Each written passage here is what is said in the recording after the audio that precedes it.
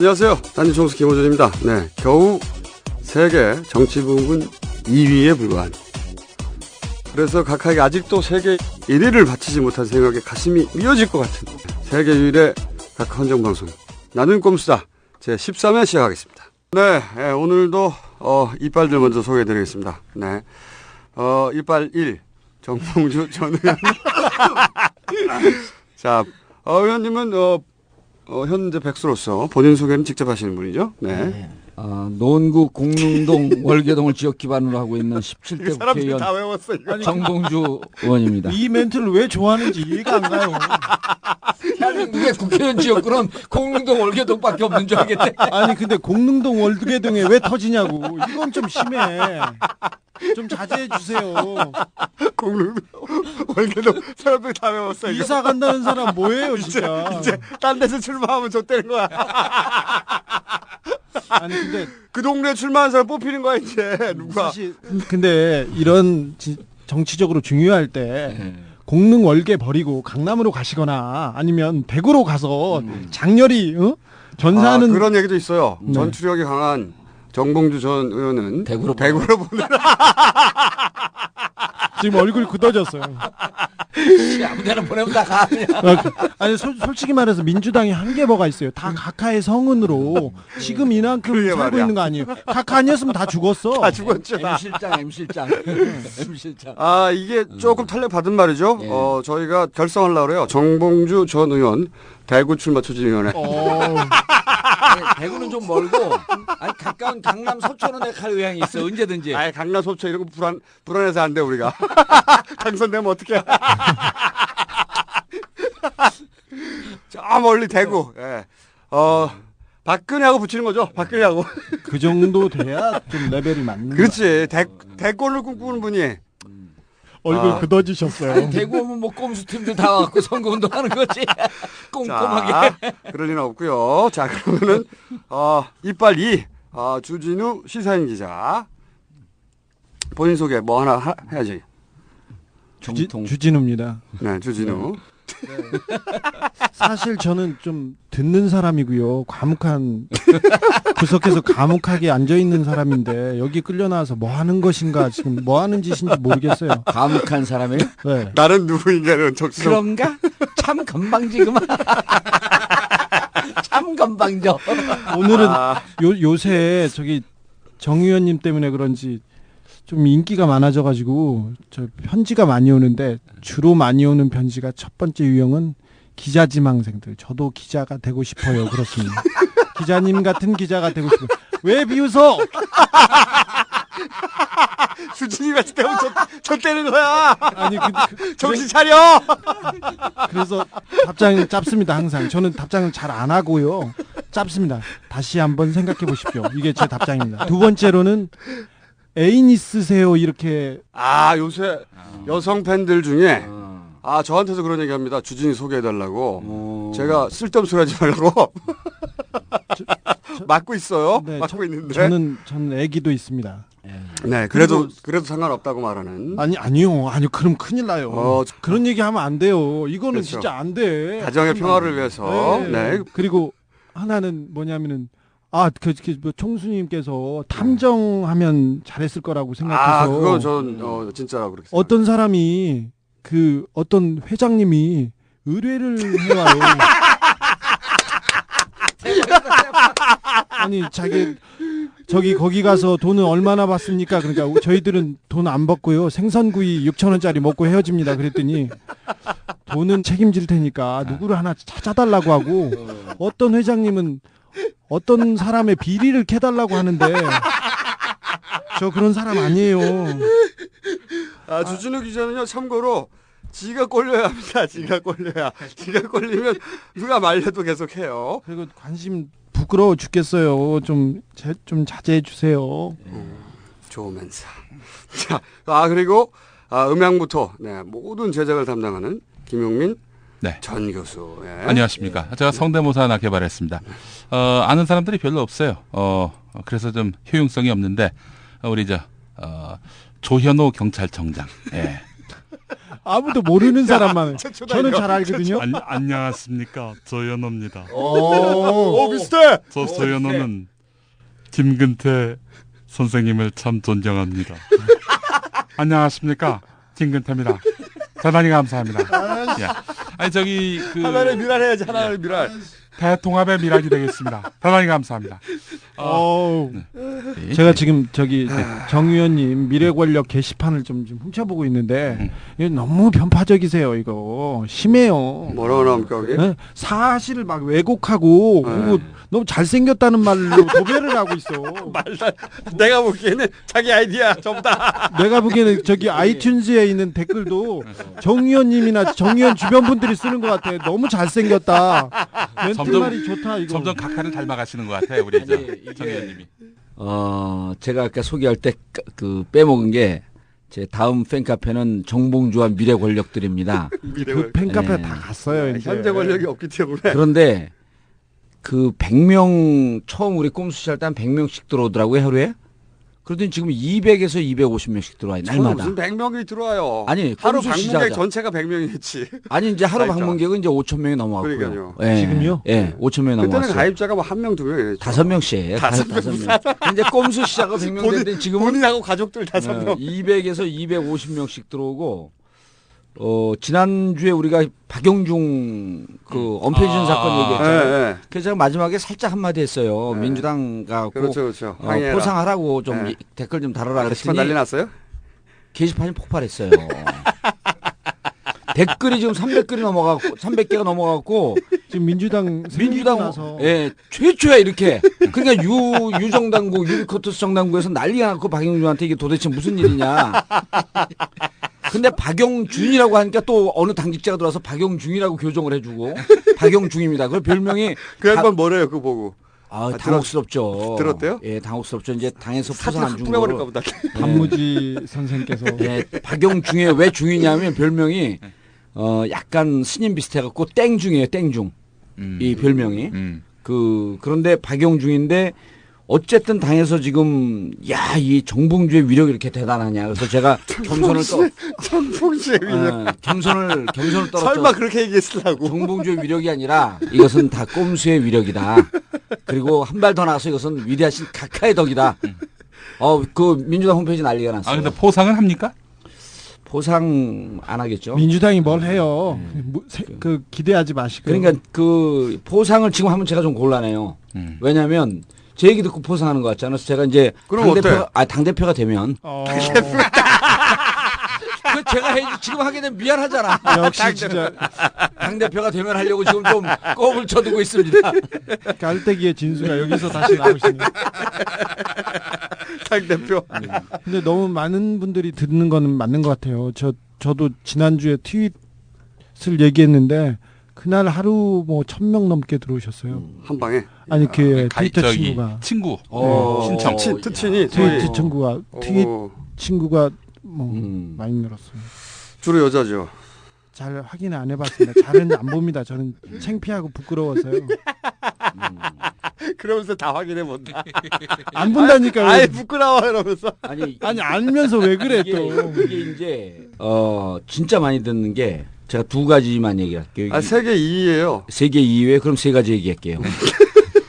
말도 안 되는. 사법고시. 말도 안 되는 유머 씨. 사법고시 패스한 이걸 좋아하는 사람 뭐예요? 이전 말도 안 되는. 빨리 얘기하고 장제로 넘어가야 되니까. 오케이. 사법고시 패스한 사람들 모임이 있는데 네. 그분 중에 한 분하고 제가 친한 후배예요. 제 후배인데 그분한테 다른 분이 그러더래요. 그러니까 국장쯤 되는 분들이에요. 아니 부장쯤. 검찰 쪽에 있는 사람들이니까 검사라고 부르죠 우리가. 네. 그들 중에 한 분이 너 정봉주하고 친하다며.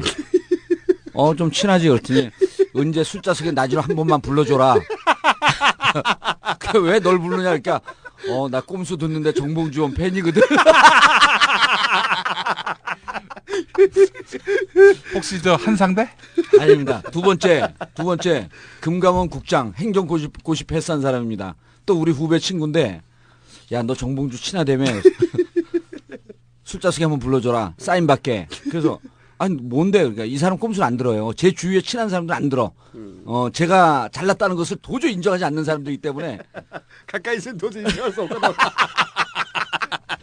아니 그래서 꼼수가 뭔데 그러니까 너 한번 들어봐. 기가 막혀. 넌 막 그 금강원 국장에 있는 국장이라고 하는 놈 그걸 들으면 어떻게 이제 금강원 국장들 다 조사하네. 누가 듣나고. 야 들으면 속이 다 시원해. 우리가 하고 싶은 얘기를 거기서 다 하고 있어. 그 사람들도 뭔가 얘기를 하고 싶은 거예요. 아, 그 대한민국에 뭔가 얘기 안 하고 싶은 사람 없어. 그렇죠. 예. 그리고 아니 한나라당 쪽도 틀림없이 꼼수들을 듣는 게 있어요. 100%인 게 얼마 전에 한나라당 한겨레 인터뷰에서 한나라당 의원들이 그런 얘기했더라고. 오세훈이 왜 그 무상복지 예. 투표 이렇게 매달리냐 그랬더니 우리가 한 달 전에 했던 얘기 똑같은 얘기예요. 한나라당 의원들이 복지 포퓰리즘에 맞선 지도자의 이미지를 확보하고 그래서 보수의 정치성을 지키려다가 장렬히 전사한 시장 이거 우리 똑같이 워딩이 똑같아. 100% 평가가 대선 행보에 더 도움이 될 것 같아서 라고 한나라당 의원들이 얘기한 거예요. 이게 이제 제가 보기에는 오세훈 시장은 말이죠. 각하 우편에 앉을 수가 없어요. 십자가에서 내려올 수가 없어요. 이순신 장군을 반신욕을 시켰는데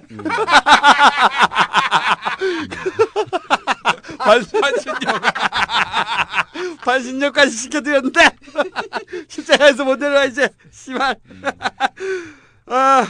그리고 예. 그 게시판에 또 어떤 분이 충무공정신 오세훈의 네, 충무정신. 예, 네. 충무정신. 그래갖고 제가 제보 받은 예, 이순신 장군이 있는데 그걸 뽀샵 처리해갖고 그 앞에 동상 앞에 그 거북선 해전을 벌이고 있는 이순신의 모습을 광화문에서 야, 참 훌륭한 미래 권력들 회원이에요.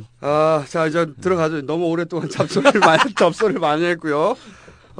그리고 가끔 요즘 새로 듣는 분들을 챙겨가지고 네. 또 저기 그 뭡니까 아이폰 거기 와가지고 뭐 웃는 소리가 너무 귀가 아프다느니 네. 욕한다. 뭐 그리고 욕을 한다느니 또 뭐 누구를 말을 많이 해라 누구 말을 하지 마라 뭐 이런 소리 하는데 네. 싫어. 자꾸 귀찮게 하지면 우리 마음대로 할 거야. 자 아니, 어떤 분이 이런 제보는 했어요. 자기가 전문가인데 네. 이 업을 하고 있는데 네, 깔때기 조심하시고. 주면 1시간 2시간 정도면은 이 음량 보정을 해서 드리겠다. 그거 귀찮아요. 예, 근데 그러면요. 그냥 너무 세련되면 그냥 이어폰을 떼세요 귀에서. 그러면 그러고 싫으면 안 들으면 그만이지. 뭐 그렇죠. 우리가 언제 들으라 그랬어요. 자꾸 우리 보고 뭐라고 하지 마. 귀찮게. 그리고 그 공릉동 월계동 사시는 분들에게는 제가 사과의 말씀드립니다. 좀 시끄러워도요. 다 김어준 총수의 목소리니까 이해해 주세요. 전 크게 웃지 않습니다. 자 지난주에 저희가 자원외교 자원 얘기하려다가 시간이 없어서 아예 못 들어갔고 마지막으로 이제 장자연 사건을 중간쯤 하다가 우리가 방에서 쫓겨났어요. 그래서 오늘은 장자연 네. 마무리하고 그리고 자원 얘기 좀 하고 인천. 인천공항 얘기도 네, 좀 하고 국민주공 그다음에 요새 왜 김경준 이송 그것도 있죠 참 희망. 김경준 이송의 진짜 핵심적 꼼수를 찾아냈어요. 좋습니다. 빨리 합시다. 빨리 갈 수 그러면. 없어. 그리고 또 희망버스 막는 그 왜 어버이연합이랑 뭐 이런 조직들 있잖아요. 그들의 정체. 현장 취재했습니다. 다음 주에 한진중공업 특집 할 거 너무 많아. 자, 그럼 일단 지난주 간략하게 장자연 이어가기 위해서 2009년 3월 7일 예. 장자연 씨가 사망하고 매니저 유장호 씨가 친필 문서를 공개합니다. 예. 그래서 지읒일보의 비읍사장이 거론되기 시작합니다. 예. 그러자 지읒일보가 거론한 모든 사람을 명예훼손을 하죠. 최소 10억 이상씩 겁니다. 20억까지. 그리고 경찰은 30분 조사 후에 지읒일보의 비읍사장을 무혐의 처리하고 사건 종결. 그리고 매니저 유장원 씨는 사회봉사. 그리고 사장 김종숙 씨는 징역 1년에 집행유예 2년. 그래서 감옥 안 가고 끝! 여기서 다 끝났어요. 네. 1라운드가. 어제까지, 지난주에 대충 여기까지 짚었고, 그리고 다시 2라운드가 시작됐죠. SBS가 터뜨리면서. 그럼 자, 장자연으로 가겠습니다. 어. 장자연 그 꽃다운 우리 여배우가 그 죽음으로 세상을 고발하려고 했습니다. 그래서 유서를 써놓고 죽었습니다. 그 나 같은 피해자는 더 나오면 안 된다고 유서를 쓰고 죽었습니다. 유서의 첫 줄은 너무 괴롭다. 이 고통에서 벗어나고 싶습니다. 두 번째 줄은 지난번에 말했던 지읒일보 비읍사장입니다. 네. 두 번째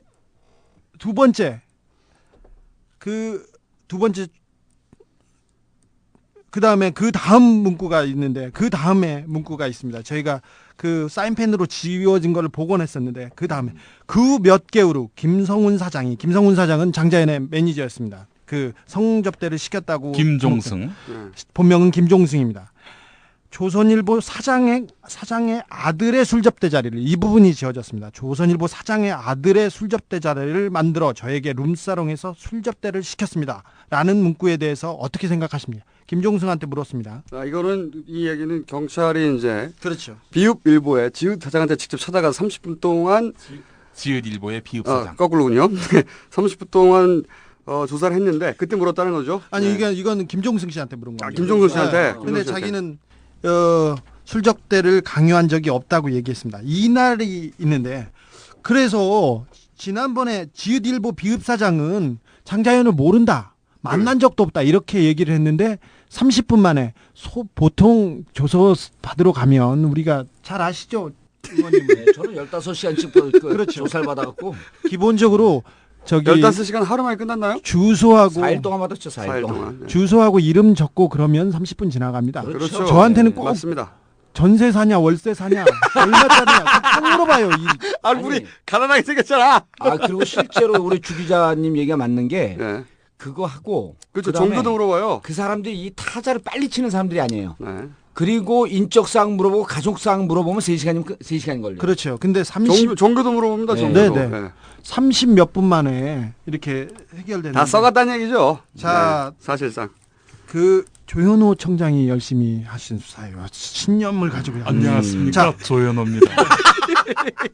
자, 근데 죄일부 비읍사장은 일면식도 없고 그 자리에 간 적이 없다. 그래서 그렇게 아예 혐의가 없어졌습니다. 네, 무혐의 근데 끝. 예. 지읒일보 사장의 아들은 술접대 자리에 갔다는 게 밝혀집니다. 이날 조서를 제가 본인이 인정했어요? 본인도 인정하고. 근데 지읒일보의 비읍 사장이 누구예요?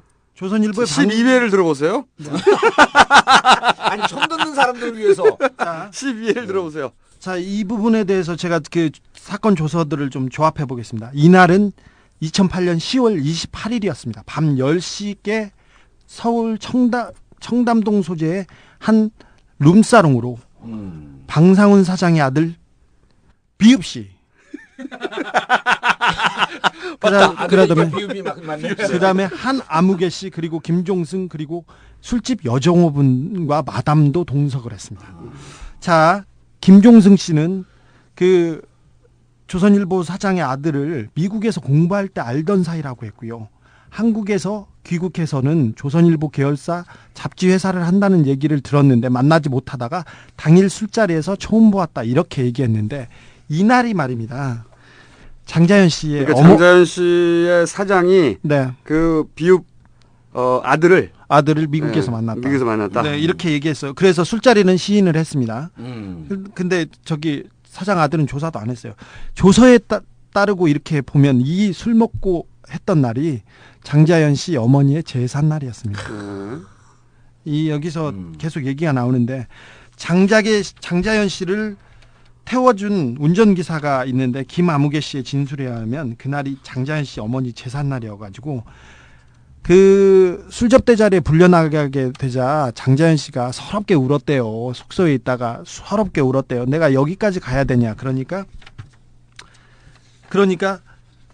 그 뭘 시키냐면요.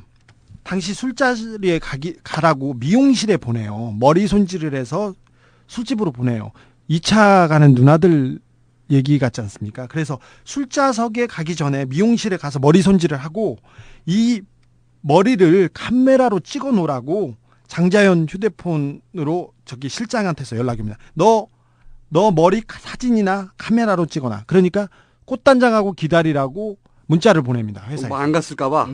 예, 안 갔을까봐. 안 준비 안 올까봐. 할까봐. 그러니까 나중에 이런 걸 보니까 회사 차원으로 접대할 때는 이런 했습니다. 그래서 회사에서 비용을 지급하였다는 게 회사의 공식적인 행사로 봐야 된다. 여기까지 조사가 됐습니다.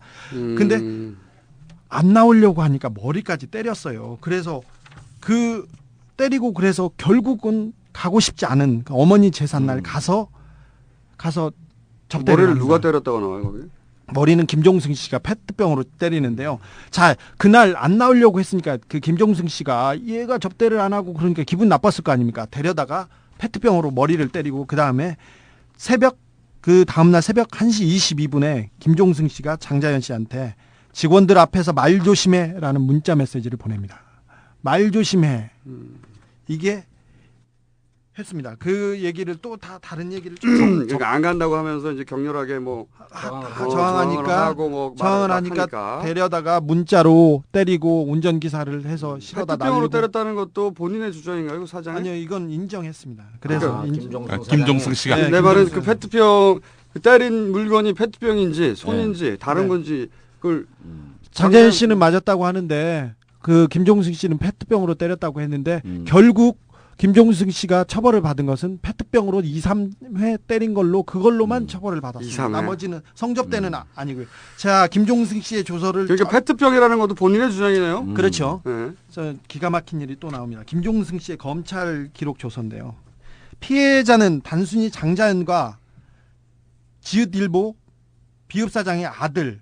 여기서 비읍사장의 아들이 둘이 있는데요.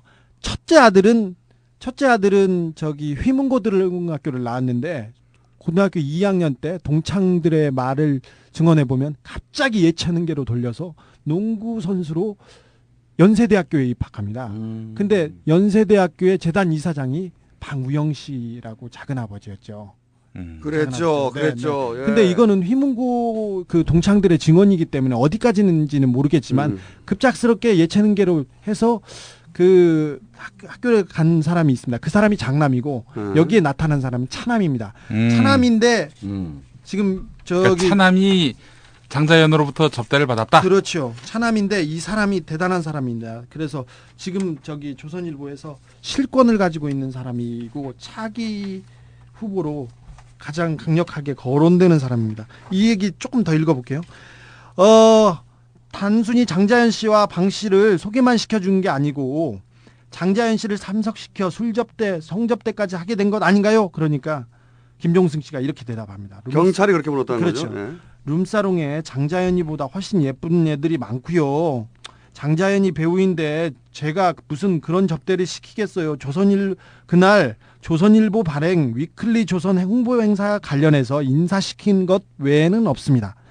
조선일보 홍보에 관련해서 장자연을 인사시켰다. 인사라는 의미가 뭔지 모르겠습니다. 저 뒤에 있습니다. 윤아무개는 여기서 장자연 씨가 같이 접대했던 여자 배우입니다. 신인 배우인데 윤아무개 씨는 경찰에서 3회 진술해서 언제인지는 모르겠으나 모차르트 가라오케에 갔는데 피의자와 변아무개 대표, 장자연, 윤아무개와 함께 갔으며 다른 룸에 있는 신문사 사장님이 우리 룸으로 왔을 때 소개시켜 주었다.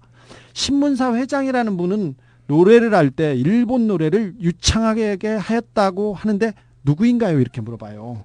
그런데 김종승 씨는 그런 사실이 없다고 말합니다. 장자연 씨와 같이 접대에 나섰던 연예인이 얘기한 거니까 이거는 거짓말일 리는 별로 그렇죠. 없겠죠. 그 연예인은 신문사 회장이라고 표현했군요. 그렇죠.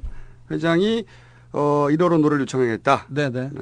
저기 윤아무개 씨는 2008년 8월 5일 강제추행과 관련해서 경찰에서 4차례 전수를 했는데 장자연이 테이블 위에서 춤을 추는데 누군가 장자연을 테이블 위에서 끌어내려 무릎에 앉힌 상태에서 치마 속으로 손을 넣어 허벅지와 그 부분을 만지자 장자연이 이를 뿌리쳤다고 하는데 사실인가요? 그러니까 김종승 씨가 이렇게 대답합니다. 테이블 위에서 춤을 춘 건 맞는데 흐름이 끊기지 않고 재미있게 놀았으며 위와 같은 추행은 없었습니다. 당연히 없다고 하겠지 있다고 하겠어요. 만일 장자연이 추행을 당했다면 가만히 있지 않았을 겁니다. 그리고 제 생일 때 위와 같이 누군가가 장자연의 그 부분을 만졌다는 것은 상상할 수도 없습니다. 이렇게 얘기를 하고 있는데 이 증언도 역시 그 윤모 배우가 했던 그렇죠. 같이 동석했다. 네, 근데 이거는 그 김종승 씨하고 윤모 배우가 있는데 장자연 씨하고 같이 성접대에 나섰던 윤모 배우가 있습니다. 그 배우는 같이 그 자리에 참석했기 때문에 그 사실 정황을 가장 잘 알 수 있는 사람이어서 제가 그때도 보고요. 계속해서 보고 있습니다. 지금은 이름을 바꾸고 그 성형수술을 해서 그 영화에 단역에 출연했는데 이 사람이 거부할 수 없는 그 사람 사장을 팔목을 비틀어서 이 여자가 얘기를 하게 해달라. 야, 너의 친구가 너의 동료가 죽으면서 한마디 하고 갔다. 근데 그 미친 짓이라고 거짓말이라고 이게 판명이 났는데 이건 너의 일이기도 하지 않느냐 이렇게 해서 그 사장을 설득했습니다. 사장이 좀 지각이 있어서 그 걔를 데려왔는데 그 김종승 말고 유나무게 유나무게 같이 소속사 기획사 사장. 네, 그래서 설득을 해서 데려왔는데 고민 끝에 그 윤아무개 배우가 한마디 하더라고요. 그런데 이걸 밝히면 오빠는 저한테 뭐를 해줄 수 있어요? 여기서 오빠는 주진우 기자? 네. 해줄 수 있는 건 없지. 없죠. 그 친구에게 해줄 수 있는 건 없지. 그 윤모 배우가 장자연에게 해줄 수 있는 게 있는 거지. 그렇죠. 그렇다고 그래서 무섭겠죠. 무섭죠. 네, 나올 그런 얘기를 수가 어떻게 없죠. 합니까? 자, 유장호 씨라고 장자연이 그 유서를 써가지고 만났던 그 매니저가 한 내용입니다. 피고인은 장자연과 만나서 들은 내용이 무엇이나요? 이렇게 물어보니까 그 유장호라는 사람이 피고인의 사무실에 장자연이 와서 우는 것을 피고인이 달래줬고 사무실 앞에 호프집에 가서 생맥주를 먹었는데 그때는 피고인이 자연아 잘 될 거야 이렇게 말했더니 장자연이 너도 남자니까 솔직하지 그렇게 물었답니다. 그래서 피고인이 간다고 하였더니 장자연이 그러면 술집에서 일하는 여자들은 하루에 손님을 몇 명 받아라고 물어서 피고인이 글쎄 장사가 잘 되면 많이 받겠고 두세 명 정도 받지 않을까 이렇게 말합니다. 그래서 장자연이 한숨을 쉬고 나는 술집 여자보다 못한 사람이야 하면서 울었답니다. 장자연이 피고인에게 구체적으로 누가 성상납을 했냐고 물어봤을 때 그렇게 유장호한테 물었습니다. 장자연이 피고인에게 구체적으로 누가 성상납을 하였다고 이야기를 했습니까? 이렇게 물어봤더니 그 유장호가 대답이 예 그랬습니다. 유장호한테 제가 물어보고 제가 병실에 들어가서 얘기 들었을 때 성상납 부분을 자세히 얘기하고 갔습니다. 근데 경찰이 수사를 안 해서 조현호 청장이 너무 열심히 수사를 잘해가지고요. 안녕하십니까, 조현호입니다. 그래서 이렇게 묻히고 있는데 저기 우리나라는 이렇게 꽃다운 사람들이 이렇게 그 목숨을 던져서도 해결이 안 돼. 해결이 안 되는 이런 그 건강하지 않는 아니 사회에서 자기가 가지고 있는 살고 최고의 있나 수단을 봅니다. 사용했는데도 해결이 안 돼. 많은 증거가 있는데 그 증언은 증거 중에 하나입니다. 근데 유언은요 증거 가운데서 증언 가운데서 가장 진실된 그렇죠. 네. 가장 신빙성 있는 증거입니다. 증거 효과가 가장 강하죠. 근데 장자연이 써놓고 말해놓고 간 모든 내용은 다 부인됐고 거짓말로 판명됐습니다. 그리고 그 사람들이 주장하는 게 있잖아요. 죽은 사람이 살아서 증언할 수도 없는 것이고. 그렇습니다. 좀. 근데 내가 궁금한 건 네. 이거예요. SBS에서 한번 터뜨렸잖아요. 네. 다시 다 죽어있던 사건을. 네. 사실 예. 그때 뭐 의견들이 분분했어요. 뭐 종편 때문에 열받아서 그런다는 얘기도 있었고 여러 가지가 이야기가 있었는데 어쨌든 한번 치고 나왔잖아요. 네네. 그 부분에 예. 그랬다가 바로 꼬랑지 내렸죠. 네. 또. 그 부분에 대해서 저도 장자연 씨가 써줬다는 200몇 통의 그 편지를 가지고 있었어요. 네. 근데 이 부분이 분명히 그 장자연 씨 남자친구라는 사람 전준주라는 감옥에 있는 사람에 대해서 그 검증을 해봐야 되는 부분이었고 저는 그 법정에서 저도 그렇고 다른 변호사들도 그렇고 법정에서 이 사람 얘기를 객관적으로 좀 들어봐야 된다고 생각을 하고 가지고 있던 차였는데 SBS에서 흥분하고 그냥 치고 나갔죠. 근데 결론을 말씀드리자면 그 편지 200몇 통이 최근까지 그 전준주가 써가지고 내놓은 게 아니라 그 당시 그 장자연이 자살했을 때 자기가 내 여자가 죽었다. 나를 수사해주면 내 편지를 수사해주면 될 것이다 하고 경찰하고 검찰에 수사를 의뢰를 합니다. 근데 경찰하고 수사를 해달라고. 네, 경찰하고 검찰은 만나고 나서 이 친구가 좀 돌발 행동을 하고 돈키호테 같으니까 정신적으로 문제가 있다고 하면서 덮어놨어요. 그리고 편지를 저쪽에다 증거에도 붙이지 않았습니다. 근데 다른 데다 있었던 거를 그때 이종걸 의원의 변호사인 안상훈 변호사가 찾아온 거예요. 그래서 이 내용을 가지고 검증하는 과정이었는데 그 몇 가지 우표 같은 사람 이분이 우표를 감옥에 있으니까 우표 값도 조금 궁할 수도 있지 않습니까? 우표를 뜯어서 저쪽에다 붙인 그런 흔적 때문에 조작됐다고 하는데 내용에 대해서는 그 누구의 글씨 있는지 알 수 없다고 했습니다. 알 수 없다고 애매모호하게 하면서 경찰에서 그냥 덮였는데 편지의 내용이 절대 외부에서 알 수 있는 내용이 아니고요. 그리고 그 회사의 M&A 과정, 그 다음에 술자리 접대 과정, 그리고 그 내용들이 디테일하게 디테일이 너무 살아있어요. 그 사람이 소설을 썼다면 뭐 천재이거나 천재도 노벨 문학상을 뛰어넘는 천재이거나 그렇습니다. 그 당시 며칠 만에 200몇 행의 편지를 썼을 가능성이 없고, 그다음 가능성이 적고, 그다음에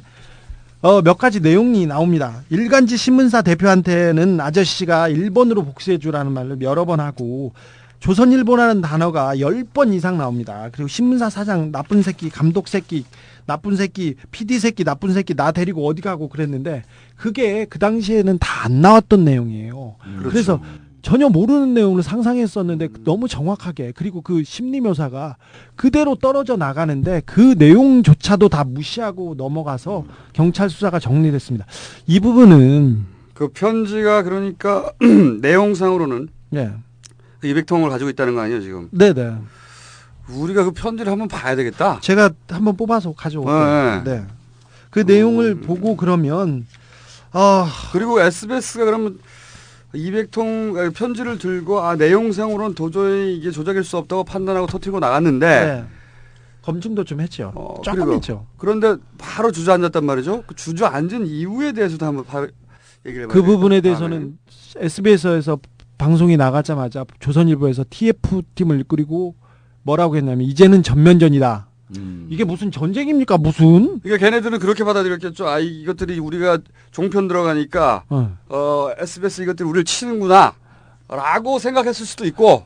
그래서 뭐 그 알펜시아 태형이 그 의욕적으로 추진했던 알펜시아 리조트나 다른 태형의 비리에 대해서도 조사하기 시작했습니다. SBS 그래서 대주주가 태형이니까. 예. 그래서 하다가 위에서는 뭐 야 우리끼리 왜 그러냐, 그래서 그만 하고 이렇게 덮은 걸로 저는 알고 있습니다. 정황은 더 있지만 뭐 지네들 얘기고, 그리고 또 뭐 그다지 장자연, 그러니까 왜 이 목숨을 던지면서까지 말하고자 했던 연예계 간행, 그리고 돈 있는 자, 권력 있는 자한테 여배우들이 몸종으로 살 수밖에 없는 이 구조에 대해서 하고 싶었던 이런 내용. 그다음에 일간지 사장이나 누구한테 놀이개로 살면서 이러고는 안 되겠다고 하면서 자기가 목숨을 던지면서 했던 장자연 씨의 얘기들은, 증언들은, 유언은 제로 사라졌습니다.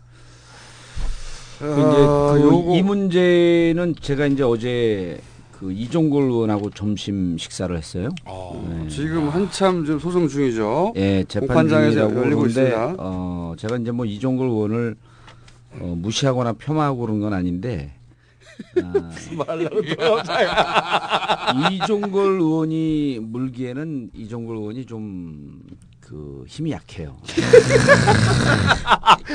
이 사건을 의원님이 물었어야 했다. 그렇죠. 전화 배지를 달고 있었다면 그렇죠. 그리고 이거는 뭐냐면 배우의 영혼을 달래줄 수 있었다. 그런 차원도 일부 있지만 이건 사실은 조선일보라고 하는 그 삐뚤어진 왜곡된 거대 언론 권력과 맞서는 거거든요. 그래서 이거는 장자연 사건의 그 죽은 그 사회를 고발하려고 했던 그 여배우의 그런 억울함도 달래주지만 사실은 대한민국 사회에서 50년, 60년 동안 대한민국 사회를 호도하고 왜곡된 관념을 뿌렸던, 그리고 언론 권력으로 군림하고 있는 조선일보의 아킬레스건을 치고 들어갈 수 있는 거예요. 그래서 노무현 대통령께서 그렇게 하고 싶어 했던 이 조중동과 맞서야 된다. 저는 잘못된 언론이 있는 한 대한민국 민주주의가 될 수 없다라고 하는 차원에서 접근하기 때문에 일시적으로 좀 센세셔널하게 딱 한 번 던지고 말 사건이 아니다. 이거는 정치인의 생명을 걸고 목숨을 걸고 달겨들어야 돼요. 여러 가지 조건이 있죠. 첫 번째, 불독 근성이 있어야 된다. 두 번째, 뒤가 구리지 않아야 한다. 세 번째, 목숨을 초계와 같이 버려야 한다. 그게 나다. 요 얘기를 하려고 지금. 그런데 이종걸 의원은요, 뒤에 비리가 없는 건 분명한데 첫 번째, 전투력이 떨어지고요. 일단 불독이 아니라 그냥 치와와쯤 됩니다. 저는 불독이고요. 자기가 살기 위해서 동료 의원을 죽이는. 아니 이종걸 의원이 어제 딱 저 만났고 왜 만났냐면 이번에 당 대표 나가는데 최고위원 나가는데 도와달라. 누가 이제 그런 얘기를 하더래요. 정봉주를 잡지 않으면 이길 수가 없다. 말도 안 되는 소리. 아니 왜냐하면 제가 자기 입으로 어떻게 저런 얘기를.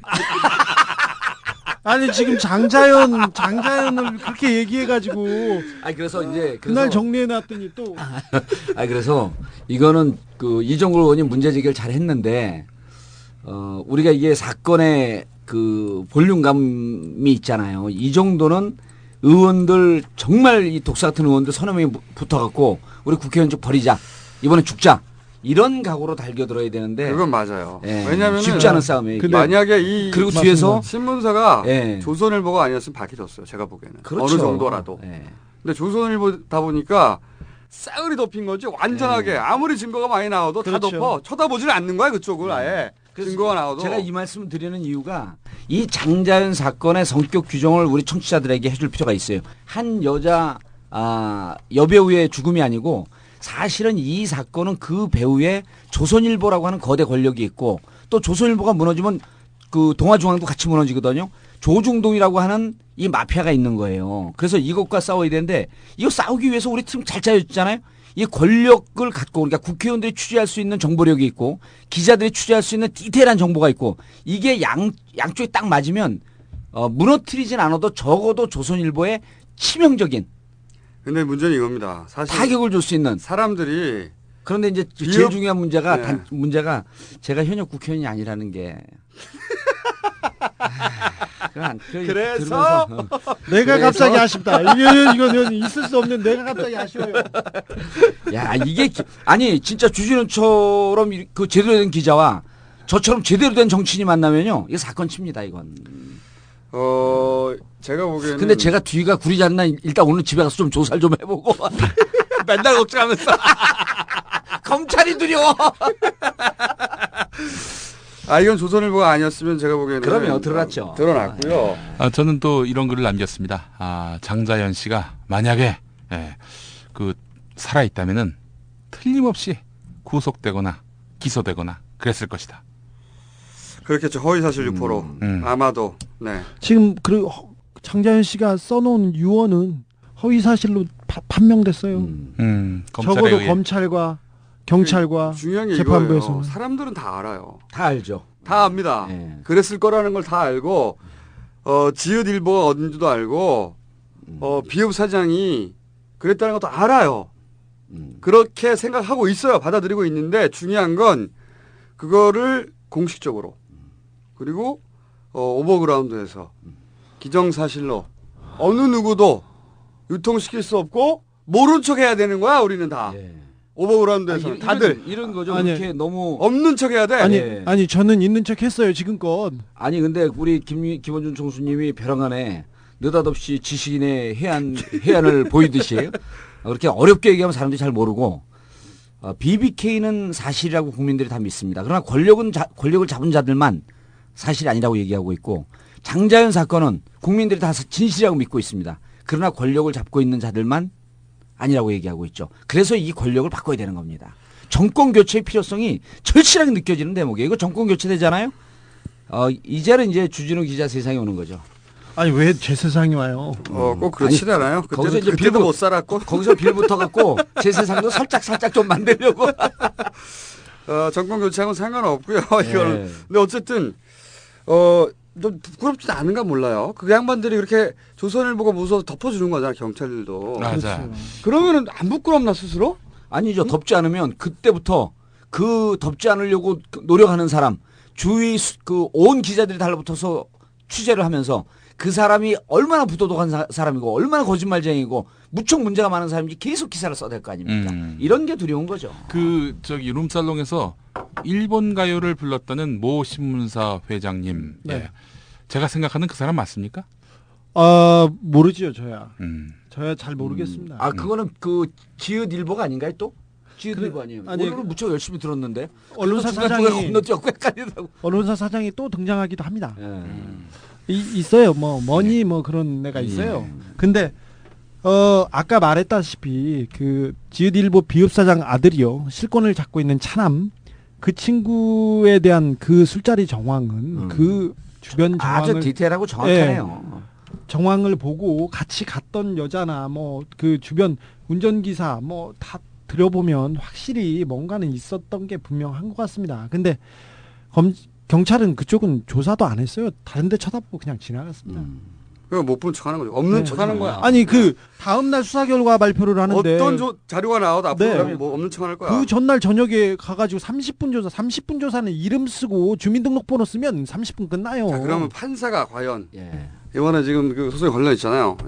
허위사실 유포가 명예훼손인가. 하여튼 한 합쳐서 한 30억 넘어요. 제가 알기로는 20억, 15억인가. 근데 판사가 과연 조선일보 손을 들어줄까요? 국회의원 한 명의 손을 들어줄까? 판사들은 조선일보만 봅니다. 제가 만 본다고 하면 거짓말일지도 모르는데 거의 대부분 조선일보만 보고요. 조선일보 판례하고 다른 언론사 판례하고 놓지 않습니까? 그러면 조선일보가 현저하게 형량이 작거나 액수가 적습니다. 이 부분은 언론학자들이 조금 더 분석해봐야 되는데 제가 맨날 끌려다니다 보니까 법원에 앉아있지 않습니까? 근데 저한테 너무 가혹해요 판사들이. 저는 뭐야 저거 시사이 뭐야 저거. 저 나쁜 놈이 그 민사 25부라고 저기 언론사 담당. 아니 생긴 걸로 얘기하면 안 된다니까요. 아니요, 그러니까 주진우 기자는 앞으로 이제 그 재판 받으러 갈 때 양복도 좀 입고 넥타이도 좀 매고 저는 얼마나 점잖하게 하고 얼마나 깔끔하게 하냐면 도대체 저 사람이 그럴 사람이 아닌데 왜 이 재판정에 왔을까? 그 판사들이 가련한 마음으로. 자 이제 자원여교 다음 시간이나 그 이종걸 의원과 조선일보와의 싸움은 조선일보의 손을 들어줄 거라고 생각을 하는데 저는 그렇게 보지 않습니다. 이 사건은 사람들의 기억 속에 사라질도록 질질 끌다가 유야무야 흐트러지는 사건이 됩니다. 그래도 판결은 나잖아요. 네, 중요한 건 판결은 판결은 나는데 정치인으로서 크게 타격을 주지 않고 조선일보에 살짝 명예만 살려주고 하는 정도로 아무도 기억하지 못할 때 그렇게 슬그머니 끝나는 사건이 될 겁니다. 판결을 판사가 누구냐에 따라 달렸다고 봅니다 저는. 예. 그런데 이게 화가 나서 아니 이런 거죠. 이게 선거법이 아니거든요. 네. 선거법상의 허위사실 유포면 100만 원 이상이면 국회의원 아웃입니다. 네. 그런데 이것은 그 개인 간의 네. 사인 간의 명예훼손이기 때문에 금고 이상의 형을 받아야지. 뭐 금고 나올 리는 없고. 예, 금고 나올 리는 없죠. 그러니까 뭐 벌금형으로 대충 정리하고 끝나지 않겠느냐 이렇게 보이는 근데 거죠. 저는 그 판사가 누구냐에 따라서 조선일보를 정면으로 받지 못하더라도 예. 뭐랄까 조선일보 손을 일방적으로 들어주지 않는 그런 결론이 날 수도 있다고 봐요. 판결과 장자연 사건과는 좀 별개로 봐야 될 것이 판사는 신이 아니고요. 그리고 일부 조항을 가지고만 따집니다. 제가 SBS 한 사장께서 그 안마시술소를 한 60차례 갔어요. 비자금을 만들어가지고 그냥 법인카드로 대범하신 분이죠. 그래서 이거는 문제가 있어서 근육이 많이 뭉치시는 분인가 보죠. 네. 그래서 제가 그분을 고발했어요. 고발을 했는데 보도를 통해서 고발을 했죠. 네. 근데 이 사람이 민형사 소송을 했는데 형사는 제가 쉽게 이겼습니다. 근데 민사 소송을 29억 원을 했어요, 저한테. 네. 그래서 29억 원을 했는데 19억 원입니다. 19 하도 많아가지고 죄송합니다. 19억 원을 소송을 했는데 제가 2,500만 원 배상 판결에 나왔어요. 근데 재판부에서 판사가 언론사에서 언론사를 그리고 이런 걸 가지고 하느냐 했는데 그 재판의 쟁점이 뭐였냐면요. 그날 SBS 오픈이라고 골프 대회가 있어요. 네. 그때 SBS에서 돈을 들여가지고 회장의 아들, 손자, 며느리, 친구들, 정치인들 해서 로비 도구로 쓴다. 이 구조를 썼는데 가장 재판에서 쟁점이 됐던 부분은 뭐였냐면 아들, 손자, 며느리를 회사 돈으로 부른 건 맞는데 걔네들한테 로비를 하진 않았다. 이걸로 졌어요. 걔네들 아들, 손자, 며느리한테. 네. 2,500만 원 배상이에요. 저쪽 변호사가 굉장히 뛰어난 사람이었네. 그렇다고 해서 이 SBS 사장이 안마실수소를 안 간 건 아니에요. 안마실수소는 다투지도 않아요. 그러니까 그 재판의 쟁점은 다를 수도 있습니다. 판사가 어떻게 판결하든 국민들이 좀 그러니까 지켜보고 다 비켜나가려고 꼼수를 쓰는 건데 제가 보기엔 이 판사가 어떤 의지를 가지냐에 따라서 그렇죠. 법과 양심, 사실은 법과 양심을 한 번만 생각했으면 기본만 좋겠어요. 생각해주면 이게 자, 그러면은 여기까지만 얘기하고요. 네. 계속 열받으니까 장자연 편지 가져오면 다음에 또 한번 우리가 들여다보기로 하고. 이제 김경준이 이제 우리가 예측했듯이 미국에 송환을 요청을 했고, 미국에 이제 우리가 보낼 것이다. 예, 결국은 보낼 것이다. 그렇게 계속 얘기해 왔잖아요. 이렇게 얘기를 했죠. 그래서 뭐 다들 잘 아시겠지만은 형사소송법상 이제 김경준이 몇 년을 받았냐면 8년 징역형에 100억의 네. 그 벌금형을 받았죠. 그런데 형사소송법상 징역과 이제 벌금을 받게 되면 네. 지금 이제 벌금은 못 내겠다 네. 하기 때문에 하루에 2천만 원씩까지입니다. 네. 일당이 2천만 원짜리 징역을 살고 있는 거예요. 네. 그 1년 3개월 살면 100억이 다 까지는 거예요. 2천만 원씩이니까. 우리가 그때 액수를 잘못 추정했군요. 그렇죠. 우리는 3년쯤 왜냐하면 네네. 최대가 3년이기 때문에 벌금을 징역형으로 대체하는 것은 최대 3년이니까 3년쯤 될 것이다. 그런데 이미 그 1년 3개월 그러니까 100억을 까는데 1년 3개월이면 됩니다. 하루에 2천만 원씩 계산하니까 엄청난 일당이에요. 아니 그럼 100억 먹고 1년 3개월만 살면 되는 거야 이제? 아니 얘는 좀 그런 식으로 돈을 생각하는 애 많습니다. 우리도? 돈을 좀 크게 갖고 놀았기 때문에 100억 먹고 100억 벌금 먹으면 많이 살아도 3년 이상은 못 사는 거죠. 못 내면은. 그런데 이제 그 징역 8년이 더 센 거기 때문에 형사소송법상에 따르면 징역을 먼저 살고 벌금 대체형을 살아야 되는데 그렇죠. 검사가 법무부 장관에게 요청하게 되면 바뀔 수가 있어요, 이게. 네. 전에 한번 말씀드렸죠. 계속 얘기해왔죠. 그래서 네. 먼저 징역 대체형을 산 거로 까고 1, 2, 3회를 들어보십시오. 잘 모르겠는 그리고 분은. 까고 8년 미국 가서 살게 해줘라. 네. 라고 이제 김경준이 요청을 했어요. 네. 그런데 검사가 거기까지는 우리가 액수는 좀 틀리지만 정확하게 정확하게 얘기했죠. 그리고 얘기했고. 검사가 벌금을 낼 여지가 있는 거로 판단된다. 그 이유가 뭐냐면 스위스 계좌에 있는 네. 140억 원을 다스에 송금한 거 보니 네. 돈이 있다. 네. 제가 거기서 반짝한 거죠. 여기 또 다른 꼼수가 숨어 있구나. 뭡니까? 그러니까 이제 처음에 이 과정이 어떻게 됐냐면 에리카 김이 귀국하면서 잘못했다. 네. 잘못했다. 그렇죠. 그런 그러면서 잘못했다 그러면서 더 이상 얘기하는 거 우리 동생 빨리 미국 보내줘라. 그때 딜을 했을 것이다. 예, 딜을 했을 것이다. 우리가 계속 얘기해 왔는데. 그리고 그거로 끝나지 않고 다스가 받을 수 없는 돈을 김경준이 140억을 싸줬단 말이에요. 네.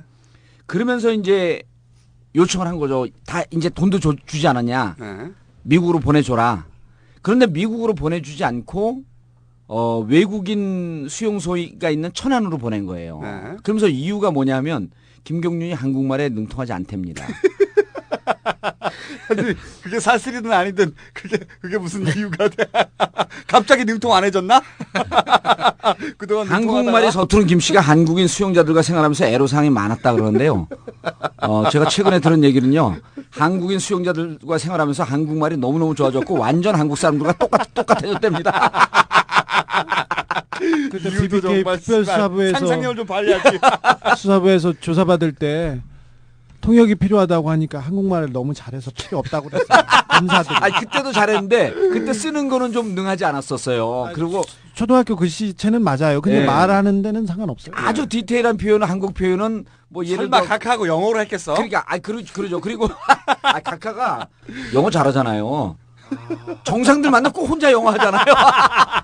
맞아. 다른 사람들은 다 자기네 나라 말 쓰는데 혼자 I'm fine, thank you, and you.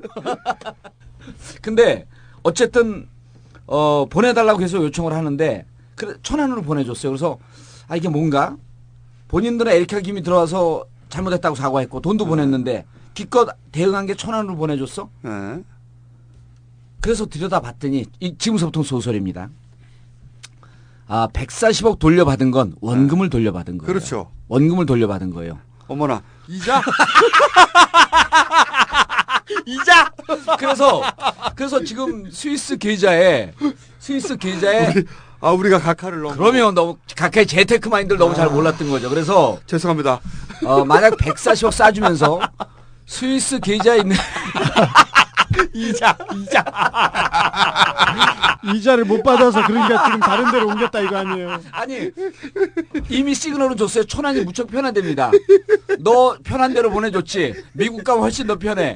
그러니까 맞아? 우리한테 아직 빚진 거 아직 갚지 못하고 140억에 대한 보세요. 2001년도 일이거든요. 2001년도 일에 김경준은 좀 고통스럽긴 하지만 김경준은 아직도 150억 상당의 돈을 벌은 거예요. 근데 각하 형인 이상은과 다스는 원금 190억만 돌려받았지 그렇죠. 여기로부터 수익을 하나도 못 남겼어요. 다스를 통해서 들어왔던 190억만 돌아온 거죠. 지금. 원금만 돌아온 거예요. 수익을 하나도 못 냈어요. 그래서 제가 2001년도면 10년 전 아닙니까? 네.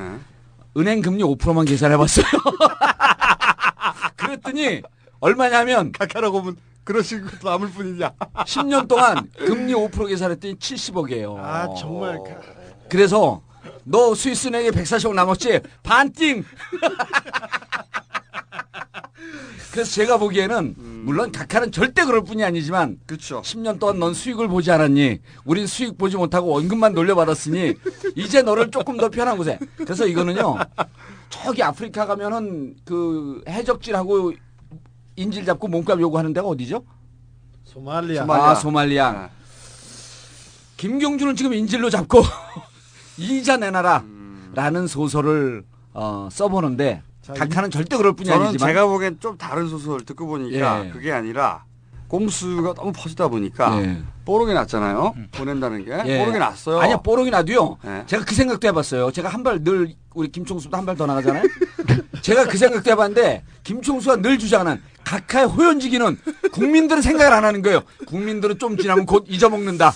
아 근데 너무 밝혀져가지고 제가 보기에는 약간 이 스텝을 조정하는 정도가 아니겠는가. 이자까지 아니 만약 각하께서 이자까지 바라신다면 예. 저는 각하를 사랑할 겁니다.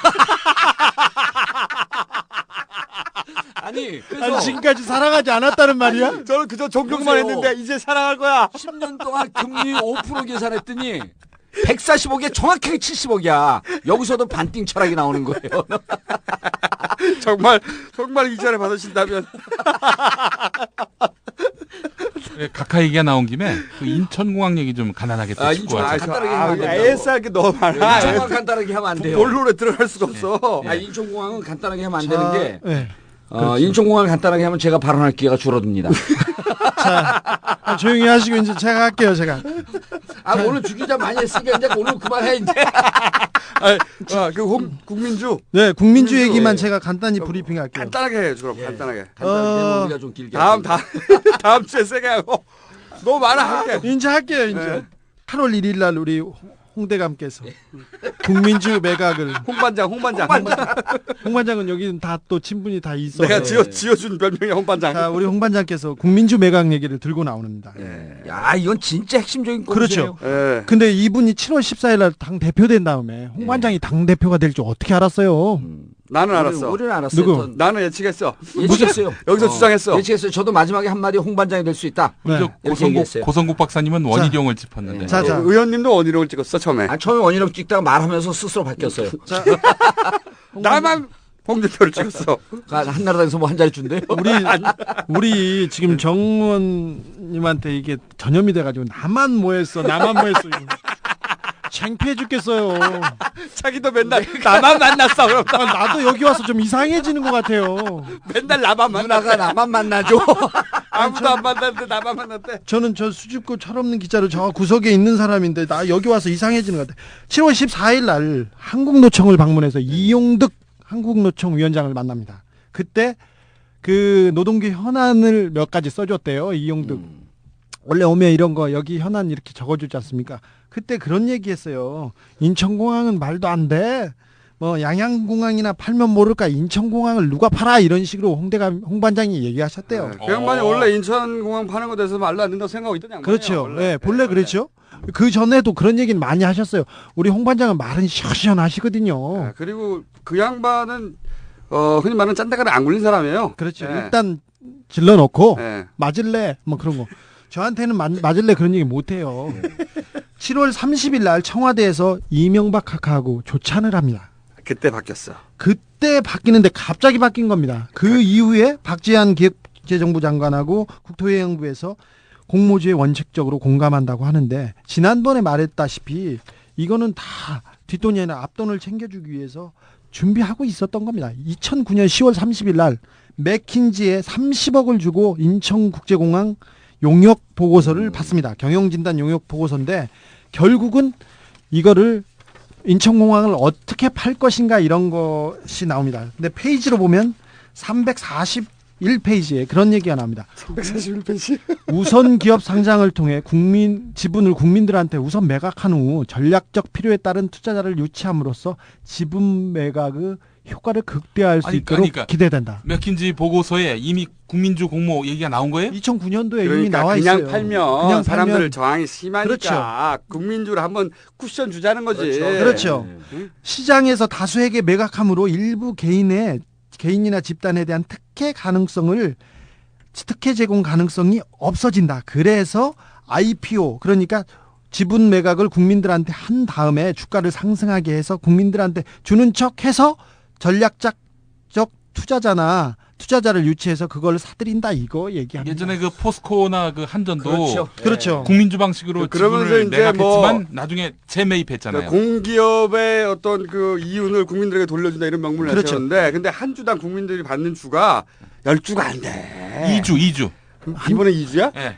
야, 하여튼 예전에 했을 때도 10주가 안 돼. 근데 무슨 이익을 줘. 그리고 얼마 된다고. 그리고 2주, 3주 있지 않습니까? 그럼 바로 시장에 나옵니다. 이 사람들이 바로 팔죠. 바로 그 사들이기 가장 좋은 예입니다. 지난번에도 우리가 인천공항 매각할 때 이 사람들이 49% 매각이야. 20% 정도만 매각하면 충분히 이걸 컨트롤할 수 있다고 얘기했지 않습니까? 네. 딱 얘네들의 목표가 15에서 20%인데 네. 지난번에 이제 네. 우리가 그 얘기를 했었죠.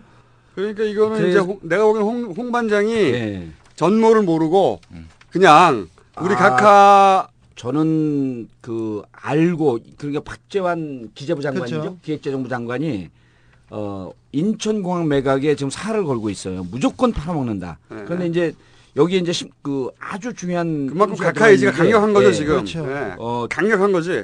중요한 꼼수가 들어가 있는 게 지금 이제 우리 그 주진우 기자가 정리한 그 내용인데요.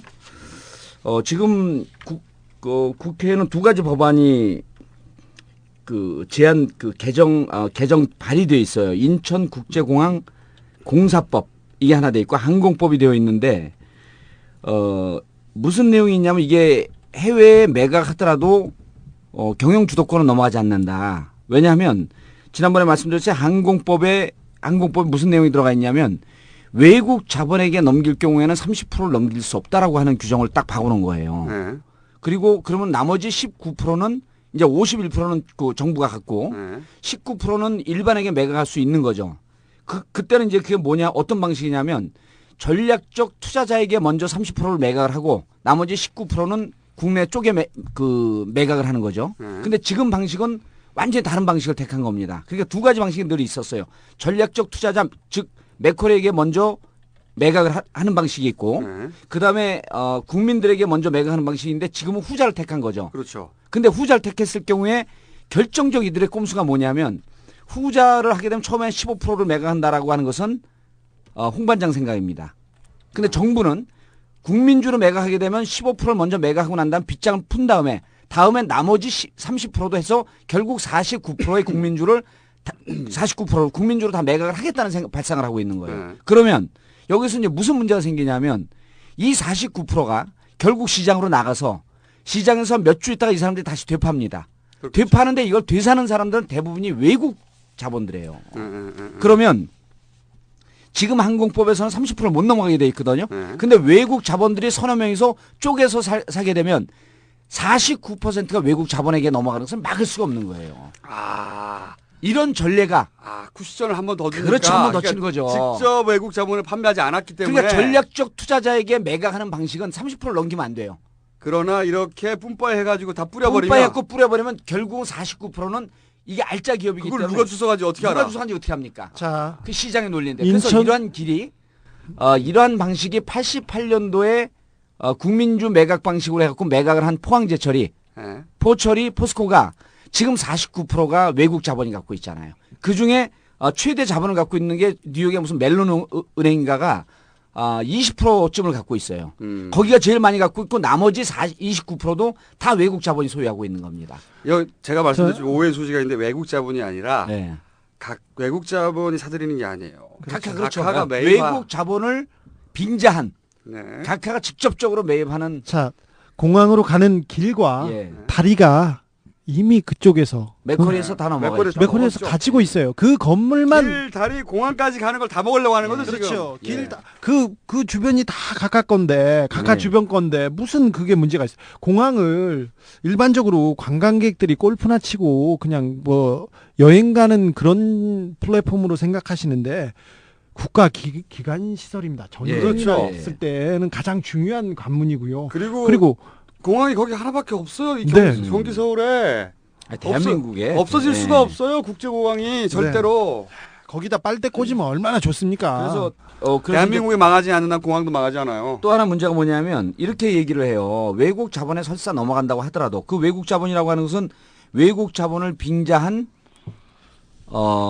각하의 조카가 관여하고 있었던 맥커리 여기 아닙니까? 근데 이제 무슨 얘기를 하냐면 이제 지금까지는 공항의 사용료가 신고제였었어요. 근데 항공법이 개정하면 공항의 사용료에 대한 가격 규제 제도가 신고제에서 허가제로 바뀐다. 그러니까 이게 공항을 이용하게 되면 민간으로 넘기게 되면 이용료도 높아지고 국민들에게 피해가 간다. 첫 번째 국부가 유출된다 아닙니까? 두 번째 피해가 간다. 이건데 이런 그 허가제로 됐기 때문에 피해가 가지 않습니다. 이렇게 얘기하고 있는데 공항 이용료는요. 인천공항을 이용할 때 10분의 1밖에 안 되는 거예요. 주차료 있죠? 지금 얘기했던 인천공항 도로 사용료 있죠? 그렇죠. 호주 공항도 공항 이용료는 올라가지 않았어요. 주차료 올라갔죠?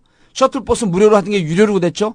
이러면서 실질적으로 공항을 이용하는 비용이 전체적으로 6배 이상 뛰어대는 거 아닙니까? 그러니까 공항 이용료 그 자체만은 그대로 묶어둘 수 있어요. 그것도 꼼수. 꼼수라니까요. 이런 꼼수를 현역 국회의원들이 못 잡아내니까 17대 국회의원 저만 잡아내는 거 아니에요.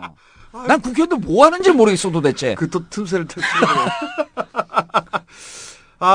그래서 그러면 외국 자본에 넘어간다고 한들 각하가 무슨 상관이냐? 이렇게. 이제는 30% 저항이 그 가이드라인이 없어진 거예요. 그리고 이제 이걸 이제 들으시다가 이게 뭐 그렇다고 해도 외국 자본으로 넘어가는 거지 각하하고 상관없지 않느냐. 이게 이제 오해라는 거죠. 이게 론스타 때 검은머리 외국인 얘기 많이 했잖아요. 그렇죠. 아니 근데 좀 그걸 쉽게 얘기해 줘야 돼. 사람들이 네. 실질적으로 우리 댓글이 많이 달렸어요. 어떻게 이게 각하가 직접 이걸 매입하는 거지? 그래서 그거 AS 좀 해주셔야 돼요. 검은머리 외국인을 가장 잘 이용한 사람이 각하시죠. 김경준. 그 돈의 성격이 외국인 같은데, 예. 무슨 뭐 예를 들어서 페이퍼 컴퍼니나 이런 거 있지 않습니까? 그리고 그걸 통해 들어온다든가. 그런데 실질적으로 그 돈의 주인이 한국인인 거죠. 그거를 검은머리 외국인이라고 부르는 거예요. 검은머리 외국인. 예. 이렇게 번장한 국내 자본이 마치 외국 자본인 것처럼 돌아서 들어오는 거죠. 그러니까 그런 방식으로 론스타를 빼먹는단 말이죠. 그렇죠. 론스타가 그 검은머리 외국인, 그러니까 검은머리 외국인이라고 부르는 권력을 가진 국내에 누군가가 도와주지 않으면 절대 그런 방식으로 이루어질 수 없다고 말하는 것처럼 이 공항을 먹을 때도 마찬가지인 거죠. 외국 자본이 앞에 나왔어. 외국 자본의 힘만으로 이 모든 일을 이뤄내고 있느냐? 모두가 다 반대하는 거를 지금 추진하고 있느냐? 외국 자본이 뭐라고? 아닌 거죠.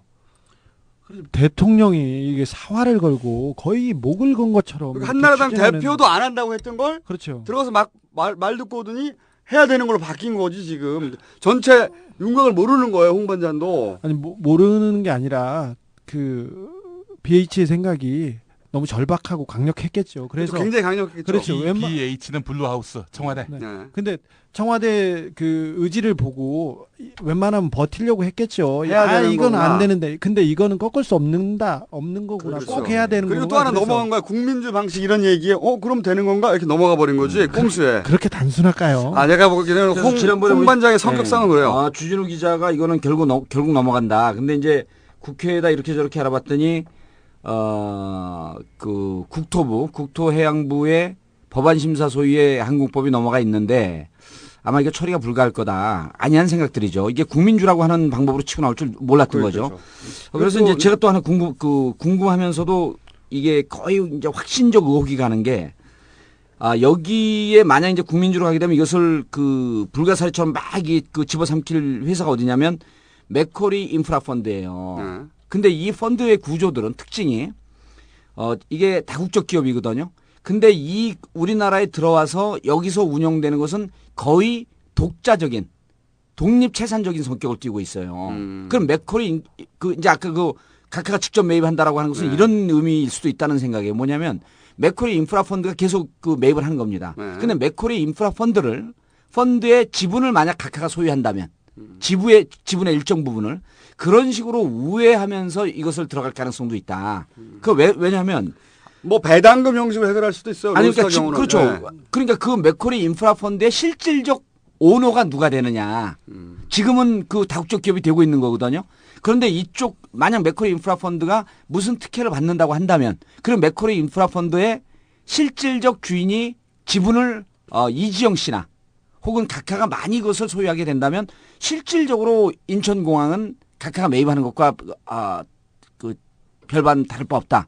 우리는 각하는 결코 그럴 뿐이 아니라고 생각을 하지만 그렇게 그 방식은 지금 네. 말씀하신 방식도 뭐 가능하겠고 뭐 배당도 가능하고 여러 가지가 있겠지만 우리의 상상을 초월할 수도 그럴 있다고 것 봐요. 같아요. 우리가 이게 금융 네. 전문가도 아니고 네. 근데 이제 하다 보니까 저도 이 금융 그 직접적으로 지난번에 그 시모텍 네. 이 주가 조작 사기 사건에 선수들 얘기 들어보면 선수들이 이제 접근하고 있어요 저한테. 머리가 팽팽 돌아가잖아요. 그 정도 이 사회적 그 네트워킹을 갖고 자기들이 붙으면 마치 뭔가 할 수 있을 것처럼 처음에 지금 정보를 저한테 막 주고 있거든요. 근데 얘기를 들어도 10개 중에 하나밖에 이해를 못 하겠어요. 저기 대통령하고 그 관련 있는 사람하고 측근들이 그 맥쿼리 인프라 펀드나 그 맥쿼리에 포진하고 있습니다. 근데 그건 확실하죠. 네. 거기까지 그렇죠. 팩트예요. 거기엔 몇 네. 명이 있습니다. 미국에서부터 친분이 있었고 서울시장 송경순, 때부터 현호석 뭐 네. 이런 분들이 있죠. 서울시장 때부터 같이 일을 해왔던 사람들인데 국민 이렇게 얘기하는데 각하께서는 좀 위대하시지 않습니까? 국민을 위해서가 아니고 몇몇의 이익이 된다고 하더라도 확신이 서면요 무조건 하십니다. 저는 이제 보면서 우리 뭐 농담처럼 초반에 그런 얘기 했잖아요. 각하의 꿈은 재벌이라고. 예. 아니 근데 그게 네. 그 정치학 원론에서 네. 독재자의 마지막 꿈은 재벌이에요 원래. 근데 독재자의 저는- 마지막 꿈은 김일성 아닙니까? 저는 그런 생각이 들어요. 그 각하가 출신이 현대에서 머슴으로 시작한 거 아닙니까? 정주영 회장의 표현에 따른 머슴. 근데 네? 그 암만 그래도 각하의 과거 경력이 설사 그렇다고 하더라도 머슴이 뭡니까 머슴? 정주영 정주영 회장의 머슴님. 네. 정주영 회장의 언어죠 그게 머슴. 그런데 쟤는 모습이야. 쟤는 모습이야. 난 마이크를 꺼놓고 얘기를 못했네. 쟤는 모습이야. 근데 그러면서 아들들로부터 굉장히 견제도 많이 받았거든요. 제가 뭐 여러 가지 얘기 들었는데 그 중에서 뭐 자기 비서들이라는 거 밑에 있는 사람들 잘 못 믿었다는 거예요. 그 아들들이 견제하고 뭐 사람 심어놓고 그래가지고 그러면서 끊임없이 내가 받았던 이 굴욕을 되갚아주겠다는 생각. 그 방법이 뭐냐? 그대로 뛰어넘는 재벌이 된다. 정주영 회장을 뛰어넘는 재벌이 되고 싶다는 강렬한 욕망을 예. 각하께서는 가지고 있다. 그 하는 생각이 요즘 점점 더 많이 들어요. 설사 가능성은 희박하지만 우리 김총수께서 딴지일보에서 무슨 개국 특집 아니면 해킹 특집으로 각하를 한번 인터뷰하는 것은 어떨런지. 정통 시사 주간지 시사인과 함께. 제가 서울시장 시절에 한번 해봤어요. 예. 한번 해봤는데 보통 분이 아닙니다. 보통 분이 아니고 그 얘기는 제가 다음에 한번 하고. 예. 저랑 제가 취재를 갈 수는 있겠죠. 퇴임하시고 나서 어딘가로. 그럴 때 저는 네. 특별 취재를 할 수 있는 자격이 됐을 겁니다. 그럼 여기까지 얘기하고 그 공항 얘기는 예. 앞으로 계속 우리가 추적해야 될 것 같아요. 이건 계속해서 매입하시려고 노력할 것 같아요. 이분은 그냥 몇 사람한테 도움이 되면 그냥 하십니다. 그냥. 그러니까 호연지기. 네, 호연지기. 그렇죠. 호연지. 네. 국토부하고 기재부 쪽인데 4대강 보세요. 활발이잖아요. 그냥 해요. 그러니까 국회에서는 지금 띵하고 아직 파악을 못 하고 있는 것 같아요. 그러니까 참. 제대로 파악을 못했어요. 네, 제대로 설마 파악을 왜냐하면 못했어요. 네. 설마 대통령이 자국의 기관 시설을 외국인을 이용해서 자기가 매입하랴 예. 이런 상상을 누가 해? 상상조차 할 수가 없지. 근데 이제 저쪽의 논리는 김대중 대통령이 국민은행이죠. 론스타에 매각한 게. 외환은행 아니에요? 외환은행인가요? 네, 외환은행 론스타. 예. 그 얘기를 잘 안 들었고 외환은행 론스타죠. 예. 10년 동안 지금 떠들고 있는데 안 들어봤대. 김대중 대통령. 그 얘기를 하면서 인천국제공항을 국민주 그리고 이제 저런 말에 사실 뻑합니다. 뭐냐 하면 홍 반장께서 지금 국민주 매각 방식을 지금 3번째 얘기한 거예요. 네. 무슨 뭐 다른 데도 한 2개 얘기했기 때문에 국민주 시리즈는 계속된다. 근데 이제 여기서 재밌는 게 유승민 최고위원이 지금 목숨 걸고 반대해요. 알거든요. 예. 그냥 말 똘똘하게 이런 거예요. 그리고 우리가 먹어야 될 걸 왜 니들이 미리 먹어? 니들 끝났잖아 이제. 아니, 근데 제가 보기에는 그 양반은 이런 것 같아요. 그렇게 해서 그것이 밝혀졌을 때 받게 될 타격이나 그런 박근혜가 그 부담을 끌어안아야 된다. 그렇죠. 그런 예. 걸 막으려고 하는 거죠. 그런 것도 있고 정말 이제 우리가 꼼수의 이 위력을 느끼는 게 꼼수가 없었을 때 이게 잘 밝혀지지 않습니다. 그런데 이제 꼼수를 듣는 분들이 정말 이제 한 5명 중에 한두 명씩 됐잖아요. 그래서 이 꼼수가 퍼지면서 이 꼼수가 좀 드러나면서 이 꼼수를 막으려고 하는 또 다른 꼼수가 있지 않겠느냐. 왜 니들만 먹냐 우리가 먹어야지. 넘어갑시다. 별로 영향가 없는 얘기였기 때문에. 이게 결론을 정봉주로 맺어야 되는데 꼼수로 맺으려니까 안 풀리는 거야. 스텝이 꼬였어. 평소 하던 대로 해요. 이 모든 것은 정보중 때문입니다. 그러니까 제가 국회의원 떨어진 게 다 이게 국가가 위기에 처한 이 원인입니다. 그렇죠. 그 좋은 결말이었어요. 이런 식으로 안 끝나니까 스텝이 꼬이잖아요. 그러니까 혓바닥이 꼬여갖고 막 침이 말라요. 야 10분밖에 안 남았네 또. 예. 이게 뭐예요? 이제 자원외교 이거 졸라 긴데. 자원외교 되게 많은데. 자원외교는 긴데요. 녹화 중입니다. 네. 아이, 참. 전화 받고 혼자서. 자 그럼 자원외교는 시작할 수 있습니다. 입맛만 안 돼. 지금 시간이 안 돼요. 다른 거 그러면 다른 얘기해요. 다른 얘기? 네. 그럼 어버이연합 얘기 한번 해볼까요? 예. 어버이연합 아니 내가 어버이연합 얘기를 왜 하려고 하냐면 이번에 왜 거기 한진중공업 희망버스 제가 그 현장에 있었습니다. 그래요? 그거 막으려고 어버이연합이 참 희망버스인가 뭔가 말도 안 되는 거. 아니 저 살다가 부산에 제가 토요일 날 그렇죠. 내려갔는데 노망버스가 아니라 로망. 내가 이 얘기를 왜 꺼냈냐면 이 어버이연합이 당연히 돈 받고 하는 거죠. 당연히 동원된 사람들인데 그런데 어버이연합이 동원된 것처럼 사실은 요즘 그 포탈 댓글 부대들 활동하고 있잖아요. 네. 근데 이게 언제부터 시작됐냐면 2009년부터 시작된 거예요. 이 촛불 때.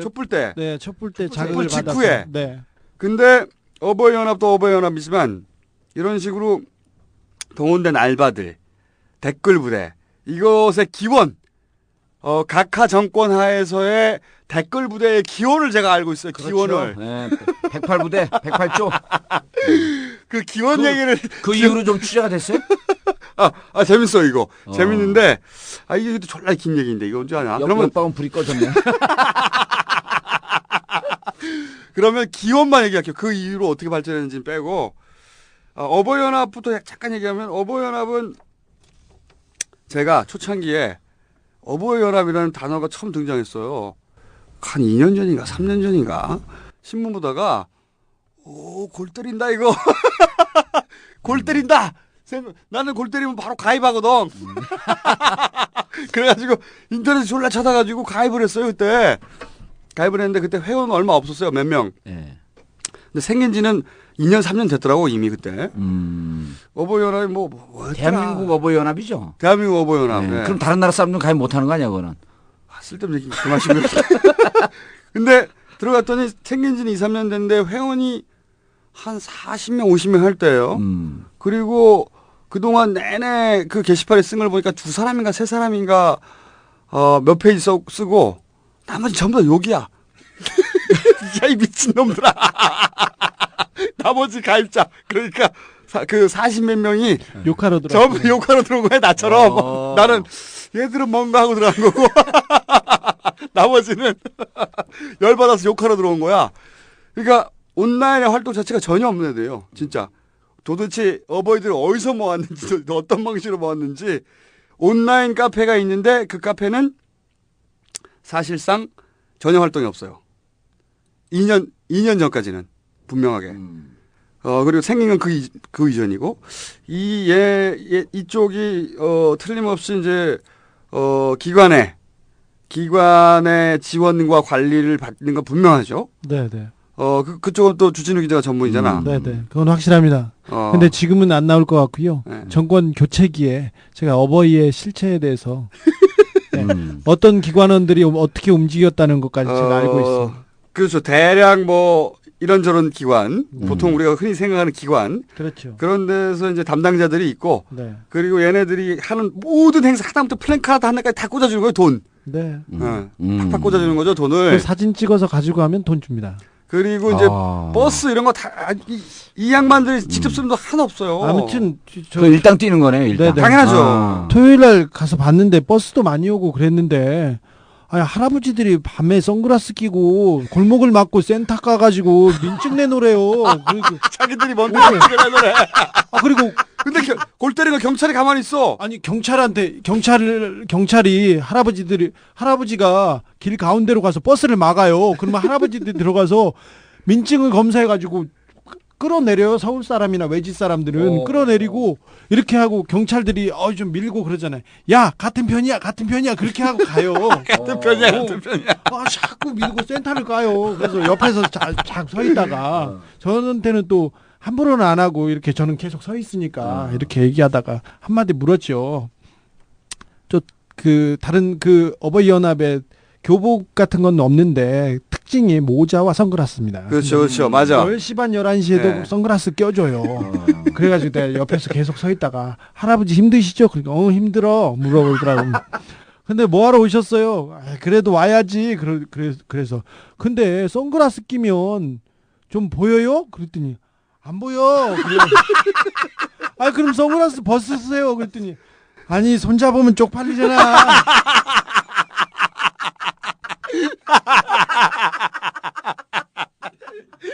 그분들 서울광장에 집회하러 오지 않습니까? 다 선글라스 착용하는데 전철 탈 때 다 벗습니다. 제가 다 가서 그건 다 목격했어요. 끝내는 이제 방빼래. 똑방 빼래. 방 빼기 전에 2분만 시간 주셔야 돼요 저한테. 또 나가라고 아니. 하잖아요. 아니 그러면은 다음 주에 네. 얘기하죠. 다음 주에 지금 포탈에서 열심히 뛰고 있는 댓글 알바들 있거든요. 열심히. 다음 주에 자원 얘기 꼭 합시다 근데. 그 댓글 알바들의 기원이 있어요. 그 기원이 바로 우리 카카예요. 그 얘기를 108조. 제가 예. 진짜 재밌는 얘기인데. 그리고 마지막으로 이제 오세훈 시장 이 주민투표 얘기인데 사람들이 잘 몰라요. 우리 여기 청취자분들은 워낙 이제 정치적 수준이 높아고 잘 이해하시는데 이 주민투표는 33.3% 그러니까 전체 주민의 3분의 1이 이상 그 3분의 1 빨리 좀 해주세요. 3분의 1이 참가를 안 하면 네. 무효가 됩니다. 그렇죠. 그래서 이것을 오세훈 반대하는데 저 참 잘못하는데 참가해서 반대해야 되겠다 이렇게 하지 마시고 이번 주민투표는 그냥 착한 근데 우리가 이거 투표를 하지 말라고 선동하는 거 선거법 위반 아니죠. 설명을 해주는 거예요. 이게 무효가 되려면 참가를 안 하시면 자동으로 무효가 됩니다. 제가 이 말씀을 드리는 이유는 저는 이제 민주당 소속이고 민주당이 모여서 대책회의를 계속 하고 있는데 답답해 죽겠어요. 민주당 좀 잘하라고 하세요. 그러니까 좀 잘하라고 그러니까 각하 아니면 못 살아남아 민주당은. 그래서 민주당이 아무리 대책 세우고 뭐 야사당 5당이 공동으로 대책 세워도 꼼수에서 제가 말 한마디 하는 게 훨씬 더 위력적이다 라고 하는 내용을 사람들이 이해하고 그쪽 대책반에서 계속 한마디 좀 해달라고. 그래서 앞으로 제가 3주 동안 꼭 한마디씩 할게요. 그러면은 이게 투표율이 급격하게 떨어질 게 뻔한 거고 이것은 제가 이리저리 알아봤더니 뭐 선거법 위반은 아니고 설명을 해주는 거예요. 3분의 1이 참가를 안 하게 되면 자동으로 주민투표는 무효가 된다. 그러니까 굳이 어렵게 참가해서 뭐 반대하겠다 이런 생각하지 마시고 참가를 안 하시면 되는 겁니다. 예. 굉장히 길었는데. 네. 그리고 이 얘기는 노원구 공릉동 월계동을 지역 기반으로 하고 있는 정봉주 17대 국회의원의 발언이었습니다.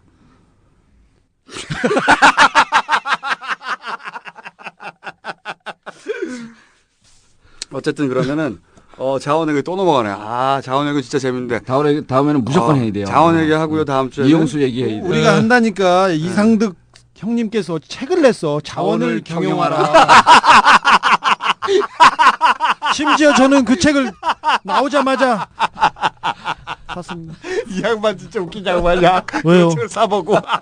저는 이제 각하의 그 자서전도 4번 읽었어요. 하긴 나하고 똑같네. 나는 허경영 총재 책 내면 사봐. 저는요 만약 책 읽으면 우리 아버지 살아계셨으면 뒤지게 터져요. 독서한다고. 그런 책만 사봐요. 저는 김영삼 대통령 자서전 사봐. 허경영 총재가 그 다이너스티를 탔는데 다이너스티를 타다가 에쿠스를 탔나요? 다이너스티를 탔는데 자기 자가용 위에다가 황소를 하나 만들어가지고 붙여 다녔어. 그게 그래서 아니 그 기원은 다이너스티가 아니야. 그 전에 그 히스토리가 이거 허경영 총재. 허경영 얘기도 우리 한번 할까요? 12년 전에 이미 그분을 그때? 발견하고 나 10년 전에 발견했는데 우리는 12년 전에 제 동권에서 제가 제일 먼저 썼어요. 그래서 제가 제도권 딴지일보에서 먼저 썼잖아. 아, 네, 알겠습니다. 그래서 12년? 12년 전에 우리가 그분을 제가 보기에는 국내에서 각하와 맞먹는 분은 허경영밖에 없어요. 허경영 총재밖에. 소원이 나의 소원은 박근혜와 결혼. 허경영 총재 얘기 한번 해야 되겠다. 예. 우리 직접 인터뷰했잖아. 아니 했죠. 몇 번이나 했어 나는. 아니 총수님 이 그 청취하는 사람들의 숫자는 공개적으로 밝힐 수 없지만 아니요, 근데 어마어마하게 듣는다는 얘기를 마지막 클로징 멘트로 해갖고 빨리 나갑시다. 전 허경영 모르니까 얘기하기 싫어. 자 그럼 자원 얘기하고요. 다음 주에는 댓글 알바의 기원 얘기하고요. 또 심심하면 허경영 얘기도 좀 하고 두루두루 하도록 하겠습니다. 오늘은 여기까지 끝. The upright. So frustrated.